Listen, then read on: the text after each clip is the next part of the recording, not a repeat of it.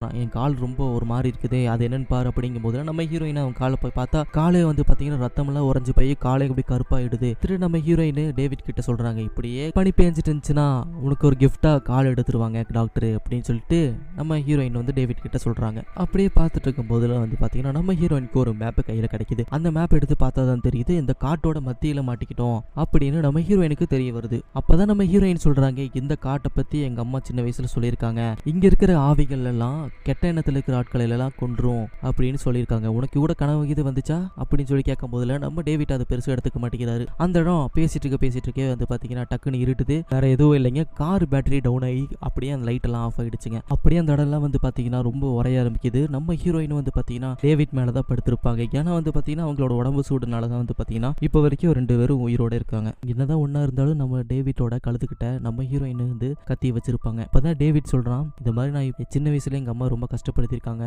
அதனால தான் என் குழந்தை பருவம் சரியில்லாத காரணத்தினால தான் நான் இப்படி வந்திருக்கேன். நான் கொலை பண்ண பத்தி வேற யாரும் இல்லை, எங்க அம்மாவை தான் அப்படின்னு சொல்லிட்டு டேவிட் சொல்றான். அப்பதான் நம்ம ஹீரோயினும் அவங்களோட சின்ன வயசு கதையை சொல்றாங்க.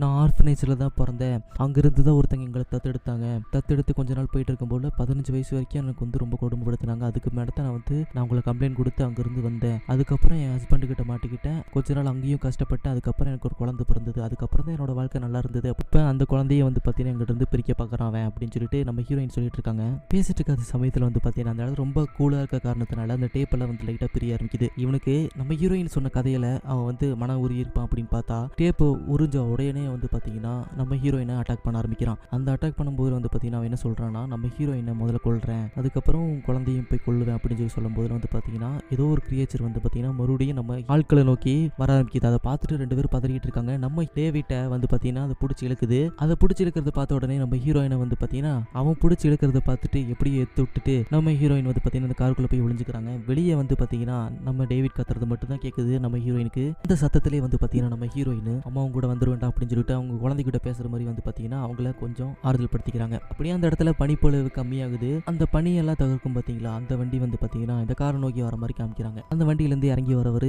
கார் கிட்ட வராரு. வந்து பார்த்தா தான் தெரியும் அங்கே பெரிய ஒரு கொடூரமான ஒரு பாடி ஒன்று இருக்கும். அதுக்கப்புறம் வண்டியில் ஏதாவது இருக்காங்களா அப்படின்னு செக் பண்ணி பார்க்கும்போது டிக்கிக்குள்ள நம்ம ஹீரோயின் உறைஞ்ச நிலையில் இருப்பாங்க. சரி இவங்க செத்துருப்பாங்க அப்படின்னு நினைச்சிட்டு பார்த்தா டக்குன்னு நம்ம ஹீரோயின் வந்து சடனா முழிக்கிறாங்க. அதோட இந்த படம் முடிஞ்சுதுங்க. படத்துல ஸ்டார்டிங்ல ஒரு காட்டை காமிச்சிருப்பாங்க. அந்த காட்டுல இருக்கிற ஆவி வந்து கெட்ட மனசுங்களை வந்து பார்த்தீங்கன்னா கொல்ற மாதிரி காமிப்பாங்க. அதே மாதிரி இந்த படத்துல வந்த நம்ம டேவிட் வந்து பார்த்தீங்கன்னா தீய சக்தி ஏற்கிற காரணத்தினால டேவிட்டை அந்த பேயே வந்து பார்த்தீங்கன்னா கொண்டிருக்கும். நம்ம ஹீரோயின் எந்த ஒரு கெட்ட எண்ணமும் இல்லாத காரணத்தினால அவங்கள மட்டும் உயிரோட விட்டுருக்கும். இந்த படத்தை பத்தி நீங்க என்ன நினைக்கிறீங்க அப்படிங்கிறது மறக்காம கமெண்ட் பண்ணுங்க. நம்ம சேனலுக்கு இதை ஃபர்ஸ்ட் டைம் வந்திருக்கீங்கன்னா மறக்காம சப்ஸ்கிரைப் பண்ணி பெல் ஐக்கானும் கிளிக் பண்ணி சப்போர்ட் பண்ணுங்க. தேங்க்யூ.